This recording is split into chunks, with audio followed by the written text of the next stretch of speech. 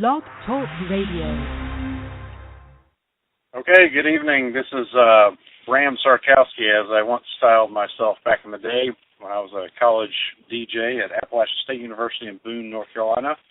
I'm back on the air after 16, well, I say on air, but on the internet, on air after 16 years, after doing a classic rock show and regular alternative rotation. But tonight, as I mentioned earlier today, I'm not spinning tunes. I'm combating loons or something to that effect. And the topic for this evening is voting rights. On the air tonight with me will be George Fisher. He is a former TV man, producer, writer, journalist, excellent blogger, and also predicted 100% correctly the 2012 electoral vote for Romney and for Obama. So that's interesting to have him on the show, and he's got some wonderful things to say. And then also Barbara and Asa will be on the show, and she has served in many areas of the workforce, and she has got skills all over the place. So they will be weighing in on their perspective about voting rights. But what brought us together in December, well, this is December, Asa. And by the way, my name is Asa Gregory. I go by Bram Sarkowski on the air, but I am Asa Gregory. And so here we are. We are, looks like I've got Barbara on the line. Barbara, you there? I'm here. Okay. Hey. And we got another caller. Caller, identify yourself. Barbara, you there? Yes, I'm here.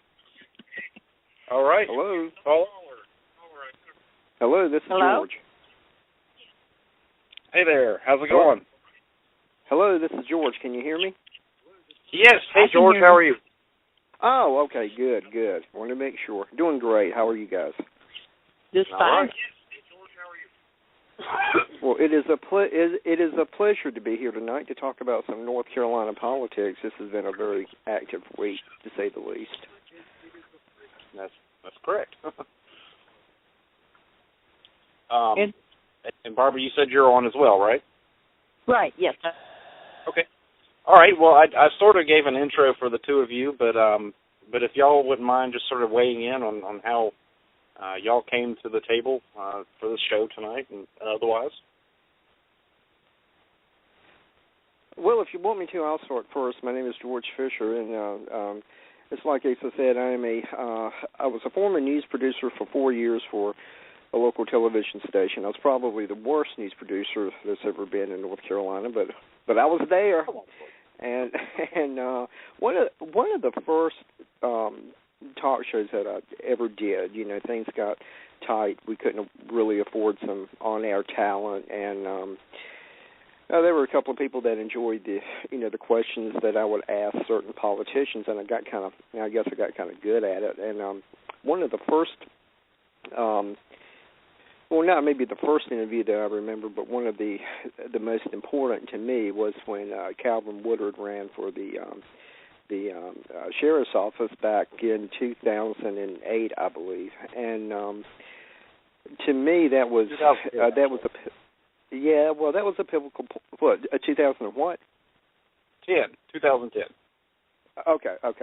But that was a pivotal point for me because I kind of enjoyed that kind of local politics, and then I got more and more into it. And interestingly enough, I did some local straw polls with some people, and it turns out that I kind of knew about what questions to ask and who to ask them to, what kind of demographics. And, the whole thing about polling is I put some polls on my blog every once in a while, and I put a lot more on Facebook. In that you have to, it's not necessarily the questions you ask, it is the demographics and who you talk to. If you talk to, you have to qualify people more than anything else. And if you talk to, say, 60 to 65% people that consider themselves independent, you're going to get one answer. If they consider themselves progressive, you're going to get quite a different answer. And if you talk to Republicans, if they identify themselves as Republicans or Tea Party members, then you're going to get quite a different answer from any of the others. So I was kind of good at that. Then I polled, and I kept track of the national election back in 2012. Everybody thought this was going to be really close. Fox News, Karl Rove, even Chris Matthews with MSNBC, and there was another blogger out there that the New York Times bought his blog out. His name was Nate Silver. He was 93% accurate, I believe, and I beat him out. I was 100%. And that's something I'm really proud of, because not only did I pick every single state correctly, but I picked every single district that I followed. I picked that correctly, too. So it's not that I know a whole lot, but I know the right questions to ask, and so far it's done me well. So that's me. All right. Well, wonderful. Thank you, George, and that is impressive to get 100% on something as hard to predict as electoral college. Well, not only that, let me preface that by saying one other thing, just to pat myself on the back.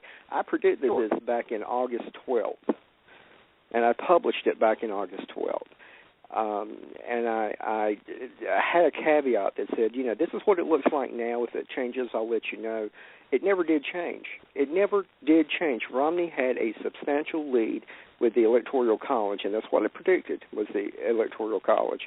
And he had a big lead back in July. He had a big lead in August, and it never let up. It never fluctuated, not one bit. Even when a lot of other pundits were talking about this is going to be close, this is going to be close, Romney could very well have it. It all depends on Ohio, Virginia, Florida. No, it didn't. It never crossed my mind that I would be wrong, because none of the numbers changed. None of them. Awesome. So that's that. Thank you, George. Barbara, are you back on the line or with us?